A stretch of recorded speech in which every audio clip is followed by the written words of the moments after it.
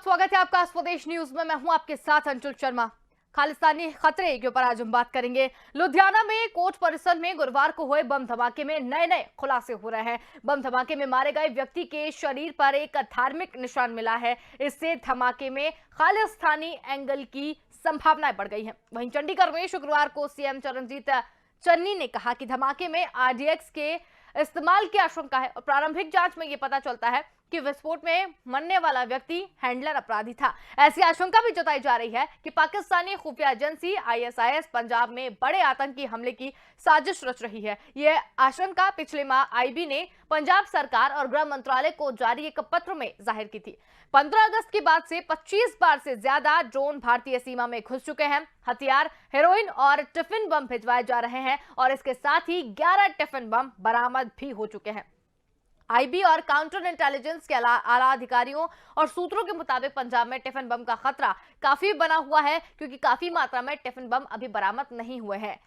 अजनाला की घटना में तार भी आतंकियों से मिले हैं। अजनाला में एक फिलिंग स्टेशन पर ब्लास्ट की घटना के बाद से पुलिस ने पास ही के गांव में 4 युवकों को पकड़ा था, जिनमें से रूबल और विक्की दोनों कासिम और पाकिस्तान में बैठे इंटरनेशनल सिख यूथ फेडरेशन के चीफ भाई लखबीर सिंह रोडे के संपर्क में थे। इससे पहले दिल्ली में 15 सितंबर को गिरफ्तार 6 आतंकियों की जान मोहम्मद ओसामा, मूलचंद, जिशान, मोहम्मद अबू बकर, मोहम्मद आमिर जावेद से भी पूछताछ में इसकी जानकारी मिली थी कि उन्हें पंजाब से ही विस्फोटक सामग्री सप्लाई की गई थी। हैंड ग्रेनेड और अन्य हथियार केवल पंजाब के खालिस्तान समर्थक आतंकियों के हौसले बढ़ाने के लिए सप्लाई किए गए हैं, जिनका इस्तेमाल उनके ही स्थानीय आतंकी अपनी ट्रेनिंग पूरी कर सके। आईबी बार बार पंजाब में हाई अलर्ट कर रही है कि किसी बड़ी वारदात की फिराक में आतंकी संगठन है और पंजाब में जितनी भी खेप आरडीएक्स या टिफिन बम की बरामद हुई है, उसके तार पाकिस्तानी आतंकी और पाकिस्तान में बैठे इंटरनेशनल सिख यूथ फेडरेशन के प्रधान लखबीर सिंह रोडे से जुड़े पाए गए हैं।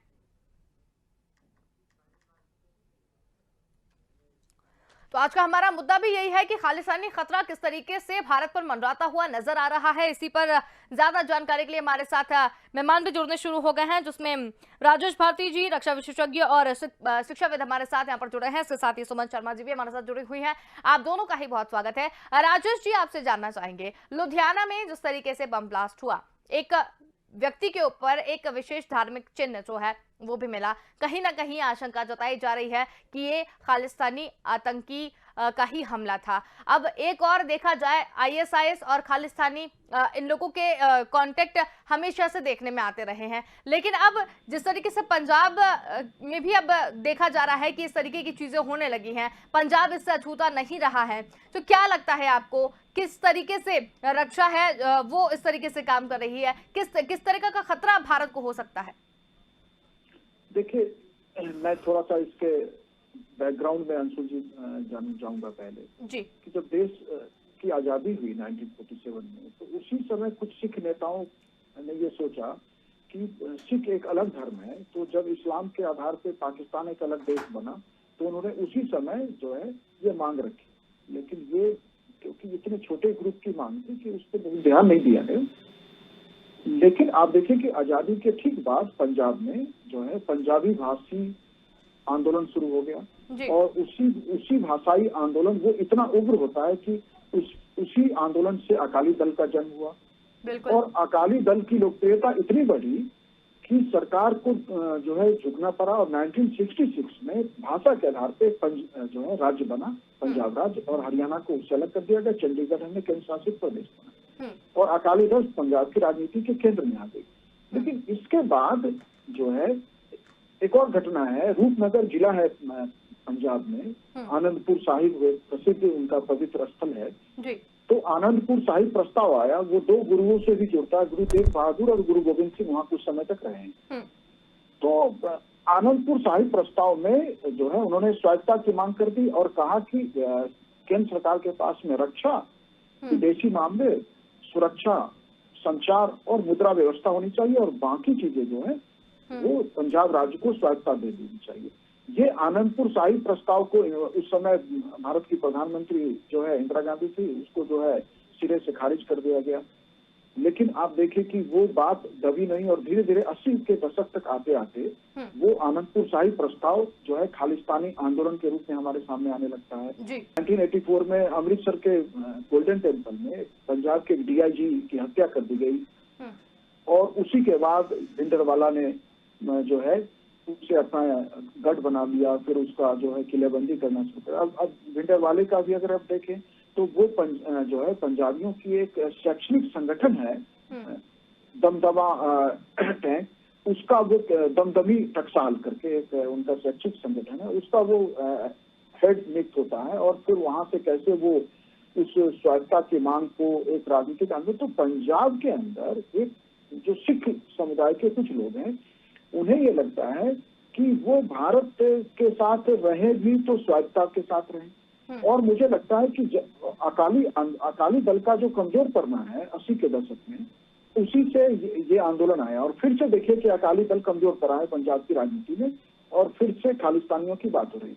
जहां तक आईएसआई के लिंक का सवाल है, तो देखिए पाकिस्तान तो भारत को कमजोर करने के लिए एक अवसर है, क्योंकि पंजाब में आतंकवाद के एक लंबे दौर में हमने बड़ी समस्या झेली है।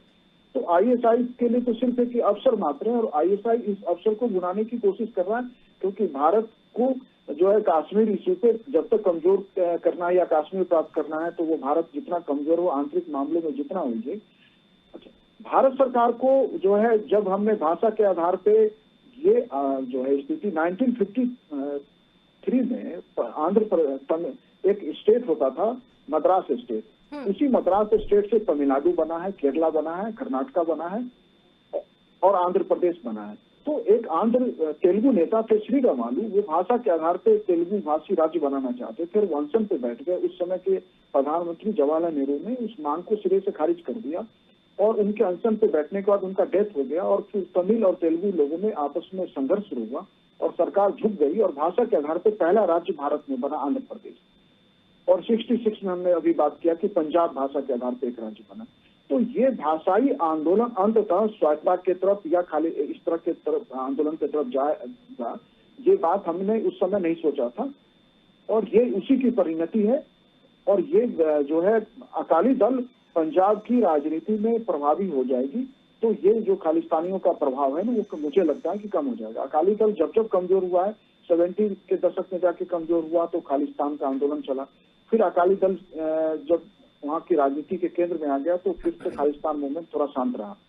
तो मुझे लगता है कि अकाली नेताओं, क्योंकि वो अकाली नेता वो है जो भारत के साथ ही रह के जो है लोकतांत्रिक प्रक्रिया का हिस्सा बने रहना चाहते हैं, और खालिस्तानी वो है जो भारत से अलग करना चाहते हैं या स्वायत्तता चाहते हैं। बिल्कुल। सुमन शर्मा जी भी हमारे साथ यहाँ पर जुड़ी हुई हैं। सुमन जी, आपसे जानना चाहेंगे कि लुधियाना ब्लास्ट में ये खुलासा हुआ है कि आत्मघाती हमलों का खतरा जो है वो लगातार बढ़ा है और खालिस्तानी जो है वो फिर से सिर उठा रहे हैं। आप इसे किस तरीके से देखती हैं? देखिए, अभी जैसे सर ने एक्सप्लेन करा कि अकाली लीडर्स जब जब कमजोर हुए हैं तो सेपरेटिस्ट खालिस्तानी मूवमेंट पावरफुल हुआ है। बिल्कुल। तो ये पॉलिटिकली नजरिए से ये बात बिल्कुल सही है। अभी देखिए इलेक्शंस आने वाले हैं पंजाब में, तो अनरेस्ट क्रिएट करने का जो एक मकसद है सेपरेटिस्ट फोर्सेस का, पिछले 13 महीने से जो फार्मर्स प्रोटेस्ट चल रहा था उसके अंदर भी बताया जा रहा था कि उसमें फार्मर्स कम और दूसरे लोग ज्यादा हैं। तो ये जो बाहर के लोग, दूसरे लोग, इस तरह की जो बातें हो रही थी, पूरे इंडिया में जो मोबिलाइजेशन चल रहा था फार्मर्स का इस एजिटेशन को लेकर, तो वो फार्मर्स का कम और जिनका कोई डायरेक्ट कनेक्शन नहीं था या समझ नहीं थी फार्म लॉज की, वो लोग उसके अंदर पाए गए। और वहाँ पे खालिस्तानी जो लीडर्स हैं, जो जिन्हें हम टेररिस्ट बोलते हैं लेकिन वो अपने फ्रीडम फाइटर्स बोलते हैं और सेपरेटिस्ट लीडर्स की तरह उनकी इज्जत उस मूवमेंट में होती है, उनके फोटोज तक पाए गए। तो और वहाँ पे भी ये कयास लगाया गया कि इसका कनेक्शन ओवरसीज फंडिंग से हो रहा है, क्योंकि वहाँ से फंडिंग आ रही है इसीलिए ये सब हो रहा है। तो हमें ये नहीं भूलना चाहिए कि पंजाब में पिछले दिनों जो भी कुछ हुआ है पॉलिटिकली एक अनरेस्ट का माहौल बनाने के लिए, अभी आप देखिए कि गोल्डन टेम्पल में और कपूरथला में दोनों जगह गुरुद्वारों में जो हरकतें हुई हैं सैक्रिलेज के नाम पर, लिंचिंग और मतलब मौत हुई और लोगों को मारा गया। तो कल्पित को, तो ये जो और उसके बाद से जो एक भड़काऊ भाषण वाली जो हम देख रहे हैं, जैसे सिद्धू जी ने कहा है पब्लिकली कि इस तरह की अगर कोई रिलीजियस सैक्रिलेज अगर कोई करता हुआ पाया गया तो हमें उसे जान से मारने का भी हक है। तो ऐसे वाले जो एक तरह का जो वहाँ पे एक पॉलिटिकल एक चर्निंग जो चल रही है, एक जो मोबिलाइजेशन चल रहा है एक अलग किस्म का, तो वो बेसिकली हमें ये उस नजरिए से देखना चाहिए कि जो इलेक्शंस आ रहे हैं एक तो वो, और दूसरा फार्मर्स प्रोटेस्ट पूरी तरह देखिए सेंट्रल गवर्नमेंट ने खत्म ही कर दिया। वो सब घर गए, उनके लिए जो वो चाहते थे वैसा ही हुआ। सरकार ने उनकी बात सुनी और मानी और पार्लियामेंट में लेजिस्लेशन लेकर आए कि हाँ हम इन लॉज को वापस ले रहे हैं। तो एक तरह से सेंट्रल गवर्नमेंट की जो ये एक विक्ट्री बताई गई, एक इस चीज को लेके जो परेशानी थी, ओवरसीज से फंडिंग आना रुक गई है, और इसमें पाकिस्तान के आईएसआई का भी हाथ बताया गया, क्योंकि पाकिस्तान के आईएसआई में एक डेस्क है जिसे कश्मीर खालिस्तान K2 डेस्क बोला जाता है। तो वहाँ पे भी पिछले दिनों जब सीएए का प्रोटेस्ट आया था कंट्री के अंदर, वहाँ पे भी कुछ लीडर्स हैं जो कि बहुत एक्टिव हुए थे, गोपाल चावला, इन लोगों के नाम लिए गए। तो खालिस्तानी एक मूवमेंट वहाँ से भी एक उसे सपोर्ट मिलता है, एक उसे बढ़ावा मिलता है, इंकरेजमेंट मिलता है।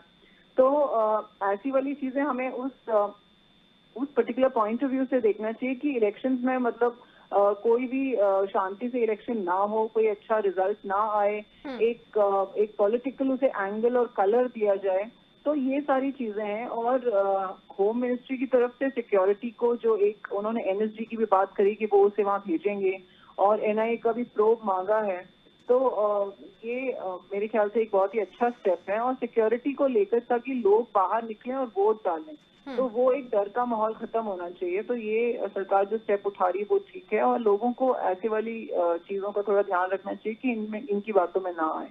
बिल्कुल सुमन जी, लेकिन एक बात निकल कर सामने आ रही है, काफी समय से ये भी चीजें सुनने में मिली है कि आईएसआईएस का खालिस्तानियों की पीठ पर हाथ है, जिसकी वजह से इस तरीके की चीजें जो हैं वो यहाँ पर देखने को मिल रही है। पाकिस्तान शुरू से नहीं चाहता कि भारत का भला हो या भारत में शांति रहे, वो आईएसआईएस से जो है कांटेक्ट करता है या इस तरीके की चीजें फैलाने की कोशिश करता है। अब खालिस्तानियों का की भी अगर बात की जाए तो उनकी पीठ पर आईएसआईएस का हाथ है, इसे किस तरीके से देखें?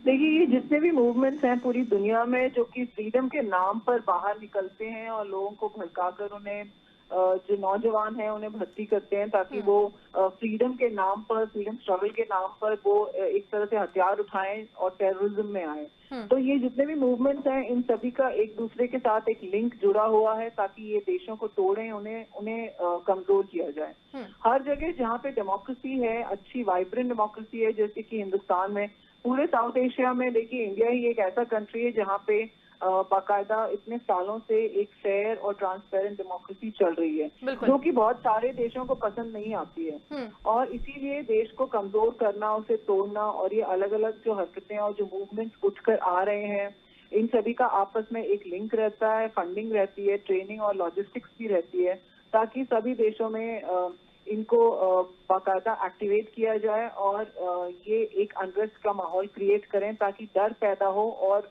अगर देखिए बॉम्ब ब्लास्ट वाले ये हालात बढ़ते रहे और इस तरह की इंसिडेंट्स बढ़ती रही तो लोग डर के मारे वोट डालने नहीं आएंगे।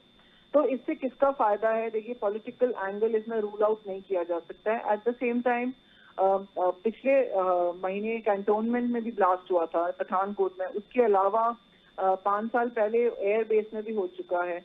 तो पंजाब क्योंकि बॉर्डर स्टेट है और इतना लंबा वहाँ पे ये मूवमेंट चला जब मिसेस इंदिरा गांधी और 80s में जाकर ये खत्म हुआ टेररिज्म, केपीएस गिल की उनकी सूझबूझ की वजह से, और उन्होंने जिस तरह इतनी हिम्मत से इसे खत्म किया।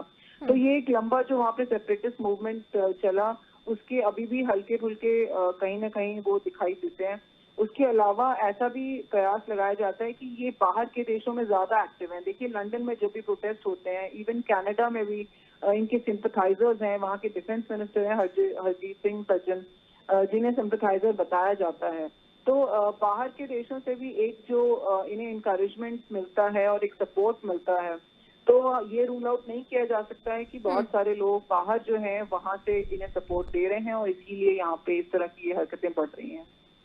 बिल्कुल राजेश जी, लुधियाना बम ब्लास्ट में मृतक के शव पर एक धार्मिक निशान मिला है। धार्मिक निशान मिलने से मतलब कैसे इसे देखा जाए, कैसे इसकी आशंका लगाया जाए कि ये खालिस्तानियों ने ही किया है? हो सकता है कि इस दंगे भड़काने के लिए या भारत में अशांति फैलाने के लिए भी इसका प्रयोग किया गया हो। देखिए, आपका दोनों दृष्टिकोण ठीक हो सकता है। इसके पीछे खालिस्तानी भी हो सकते हैं और दंगा भड़काना। लेकिन आप अगर एक तरफ ये देख रहे हैं कि आईएसआई और खालिस्तानी आपस में मिले हुए हैं, आईएसआई खालिस्तानी को मदद कर रहे हैं, तो दोनों में से कुछ भी हो, दोनों का उद्देश्य पूरा होता है। इससे आईएसआई का भी उद्देश्य पूरा होता है और खालिस्तानियों का भी होता है। क्योंकि पंजाब की डेमोग्राफी भी थोड़ी बदल रही है। पंजाब की डेमोग्राफी में जो सरदार हैं, जो पगड़ीधारी सरदार जिनकी, उनकी संख्या घट रही है। क्योंकि एक तो वो माइग्रेट कर रहे हैं और दूसरा बर्थ रेट भी बहुत अच्छा नहीं है। तो वो जो है उन्हें लगता है कि पंजाब उनके हाथ से निकल जाएगा और पंजाबी से मतलब है पंजाब में रहने वाले नहीं, बल्कि जो सिख धर्म को मानते हैं, जो सिख हैं, उनके नियंत्रण में होना चाहिए। इसीलिए ये फिर से जो है। और दूसरा कि कनाडा और देशों में जो गए हैं माइग्रेट करके, जो वहाँ संपन्नता आई है, जो तकनीक कौशल आया है, उसके बाद उन्हें भारत के पंजाब के रूप में रहने के बजाय एक स्वायत्त पंजाब या एक इंडिपेंडेंट जो है पंजाब का विचार कुछ लोग देख रहे हैं। ये सपना है, ये तो मुझे लगता है कि डे ड्रीम के अलावा कुछ भी नहीं, ये संभव नहीं है। हम जम्मू कश्मीर में नई मांगों को माने हैं। खालिस्तानियों को ये बात समझना पड़ेगा कि स्वायत्तता जो है, ऑलरेडी भारत का संविधान राज्यों को एक हद तक देता है। संविधान में 3 सूची है, सेंट्रल लिस्ट, स्टेट लिस्ट और कंकरेंट लिस्ट। राज्य सूची में काफी सारे विषय हैं जिन पे राज्य सरकारें स्वायत्तता के साथ काम कर सकती है। केंद्रीय सूची में राष्ट्रीय महत्व के विषय है। तो ये एक राजनीति छोड़े और आईएसआई के बहकावे न आए। और कुछ लोग जो अपनी ऐसा है ना कि अकाली दल जो है वो पंजाब की राजनीति में कुछ लोगों के नियंत्रण में है। तो ये मुझे एक दूसरा एंगल भी लगता है कि जो और लोग राजनीतिक आकांक्षा रखते हैं, उनके लिए अकाली दल में आके सत्ता के शीर्ष पे बैठना संभव नहीं है। तो वो एक आंदोलन का ये एंगल भी मुझे लगता है कि देखना चाहिए कि शायद वो एक राजनीतिक संगठन चाहते हैं जो अकाली दल को राजनीति में कमजोर करके पंजाब की राजनीति में प्रमुखता प्राप्त कर सके। बिल्कुल। यहाँ पर देखा जाए 11 बार पंजाब में टिफिन बम जो है वो बरामद हो चुके हैं। अगर सीमा की बात करें तो 25 बार से ज्यादा, मतलब 15 अगस्त के बाद से 25 बार से ज्यादा ड्रोन जो है वो भारतीय सीमा में घुस चुके हैं। यहाँ पर अशांति फैलाने की तो लगातार बात की जा रही है। राजेश जी, किस तरीके से बचा जा सकता है? भारत को क्या करना चाहिए? देखिए, भारत को जो है हमें अकाली दल के साथ बात करनी चाहिए। अकालियों का बहुत अच्छा प्रभाव है। और इसके अलावा जो गुरुद्वारा प्रबंधक कमेटी है, सिख गुरुद्वारा प्रबंधक कमेटी, हमें उसको इन्वॉल्व करना चाहिए। गुरुद्वाराओं का बहुत सारा प्रभाव है और हमें जो कुछ लोग जो अलग से सेपरेटिस्ट तरीके से सोच रहे हैं, उन्हें अलग थलग समाज के अंदर ही करने का हमें सामाजिक प्रयास शुरू करना चाहिए और राजनीतिक प्रयास दोनों, बातचीत भी और राजनीतिक प्रयास भी करना चाहिए। और जहां कहीं हिंसा की घटना सामने आती है वहां सख्ती से निपटना चाहिए। बिल्कुल। लेकिन सुमन जी, आपसे भी जानना चाहेंगे, जिस तरीके से कई बार देखने में आया है कि सीमा में ड्रोन घुसे हैं 15 अगस्त के बाद से, 11 बार से ज्यादा टिफिन बम मिल चुके हैं। भारत को किस तरीके से अब चौकन्ना होने की जरूरत है? देखिए, एक तो गवर्नमेंट चेंज हुई है पंजाब में और कैप्टन अमरिंदर जब रिजाइन करने ही वाले थे, उससे पहले वो दिल्ली भी आए थे और उन्होंने कहा भी था कि मैं सुरक्षा को लेके चिंतित हूँ और मैं इसी के बारे में बात करने मिस्टर अमित शाह से मिल रहा हूँ और यहाँ आया हूँ, उन्होंने स्पेसिफिकली बोला। और उन्होंने सिक्योरिटी को लेके काफी चिंता जताई थी क्योंकि ड्रोन्स आ रहे थे, ड्रोन अटैक्स हो रहे हैं, वहां पर एक ड्रग ट्रैफिकिंग की भी प्रॉब्लम है और उसके अलावा वो बॉर्डर स्टेट है, एक टेररिज्म से भी गुजर चुका है। तो उन्होंने इसके बारे में स्पेसिफिकली बात की थी कि वहाँ सिक्योरिटी को लेके थोड़ा सा मतलब बढ़ाया जाना चाहिए और थोड़ा और सीरियसनेस आनी चाहिए। और इसीलिए वो जितने दिन वो रहे मतलब ऐसा देखा गया है कि थोड़ा बहुत फर्क था सिक्योरिटी पॉइंट ऑफ व्यू से। और उनके हटने के बाद जिस तरह ये हरकतें बढ़ी हैं, तो एक सिक्योरिटी पॉइंट ऑफ व्यू से हमें थोड़ा सा देखना पड़ेगा क्योंकि पंजाब एक बॉर्डर स्टेट भी है, इंटरनेशनल बॉर्डर है और एक दूसरे कंट्री के साथ और इंटरनेशनली भी हमें एक अपने आर्म फोर्सेस को लेके थोड़ा वहाँ पे एक सीरियसनेस लेकर आनी चाहिए और एक हमें अपनी सुरक्षा का लेवल थोड़ा सा बढ़ाना चाहिए। और इलेक्शंस के वक्त हमेशा इस तरह की हरकतें देखी सुनी गई हैं पहले भी। तो अभी सर ने बात करी थी मेन स्ट्रीम पॉलिटिक्स में आने की, खालिस्तानियों की। देखिए हिजबुल्लाह भी मेन स्ट्रीम पॉलिटिक्स में है लेबनान में, लेकिन उनको कोई सीट नहीं मिली है और लेकिन वो इतने दिनों से ट्राई कर रहे हैं, कोशिश कर रहे हैं। और ऐसे ही हुआ था पाकिस्तान के इलेक्शंस के वक्त भी। हाफिज सईद ने अपनी पार्टी फ्लोट करी थी और इलेक्शन भी लड़ा था, वो जीत नहीं पाए, वो अलग बात है। तो मेन स्ट्रीम में इनको प्लेटफॉर्म देने का मतलब है कि इन्हें लेजिटिमाइज करना, इनको पहचानना और इनको एक प्लेटफॉर्म देना।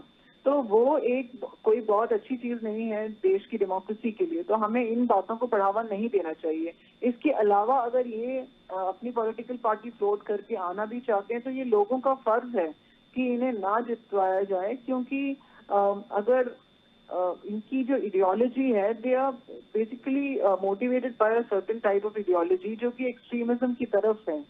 तो हमें ऐसे जब हमारे हाथ में जो ताकत है डेमोक्रेसी की, हमें वो इलेक्शंस के वक्त दिखानी चाहिए और ऐसी पार्टीज को लेकर आना चाहिए पॉलिटिक्स में, मतलब पावर में, जो कि सेफ्टी को लेके, सिक्योरिटी को लेके सीरियस हो और उस पर्टिकुलर स्टेट के बारे में सोचें और उसके भले के बारे में कुछ काम करें। बिल्कुल। राजेश जी, इलेक्शन की बात सामने आई है। इलेक्शन में कई बार देखा गया है कि कुछ असामाजिक तत्व होते हैं, वो कई हरकतें ऐसी कर देते हैं जिससे अशांति का माहौल पैदा हो। आईएसआईएस पंजाब में एक बड़े आतंकी हमले की साजिश रच रही है, क्या इलेक्शन से इसका कोई कनेक्शन हो सकता है? देखिए, इलेक्शन से भी कनेक्शन हो सकता है और मैं एक और कनेक्शन देख रहा हूँ। अभी पंजाब में ड्रग्स को लेके हम जानते हैं कि पंजाब में ड्रग्स का काफी इस्तेमाल है और ड्रग्स का भारत में एंट्री का एक बड़ा वो माना जाता है, कॉरिडोर है पंजाब। और ड्रग्स को लेके मजीठिया का नाम लगातार आता रहा है। कितना सच है ये तो सुरक्षा जांच के बाद ही या न्यायपालिका में जाके चीजें तय होंगी, लेकिन मजीठिया पे केस दर्ज हुआ है अभी 2-3 दिन पहले। तो शायद उस जो ड्रग्स माफियाओं पे जो सरकार कोशिश कर रही है नियंत्रण लगाने का, उस वैसी स्थिति में कानून व्यवस्था का मुद्दा खड़ा करके जो है सरकार का ध्यान उधर लगाना और फिर से ड्रग्स रैकेट को जो नुकसान हुआ है उसकी भरपाई का भी एक एंगल हो सकता है। दूसरा, ये चुनाव का समय है। चुनाव के समय में इस तरह की हिंसा जो बढ़ेगी तो निश्चित रूप से इस हिंसा का फायदा अकाली दल को मिलेगा, क्योंकि हम जानते हैं कि वहाँ अकाली दल मुक्त है। सुमन जी ने एक बात कहा था कि मैं उस पर भी 1 मिनट बोलना चाहूंगा कि खालिस्तानियों को हमें राजनीतिक प्रक्रिया में शामिल होने से रोकना चाहिए। राजनीतिक प्रक्रिया में जब कोई आतंकवादी संगठन या किसी भी तरह का सेपरेटिस्ट संगठन आता है तो अंततः इसका मतलब है कि वो भारत के संविधान और लोकतांत्रिक व्यवस्था को स्वीकार कर रहा है। उसमें खालिस्तानी आंदोलन कमजोर होकर खत्म हो जाएगा और कुछ लोग जो उसके साथ नहीं होंगे वो और कमजोर पड़ जाएंगे। तो लोकतांत्रिकरण करना किसी भी चरमपंथी संगठन का या किसी भी सेपरेटिस्ट संगठन का, वो एक लोकतंत्र का बहुत ही मजबूत विकल्प है, मजबूत हथियार है। हमें इसका प्रयोग करने से नहीं चूकना चाहिए। बिल्कुल, बहुत ही अच्छी चर्चा यहाँ पर रही। सुमन जी और राजू जी, आप दोनों का ही बहुत धन्यवाद, आप हमारे साथ जुड़े और इस पूरी चर्चा में शामिल हुए।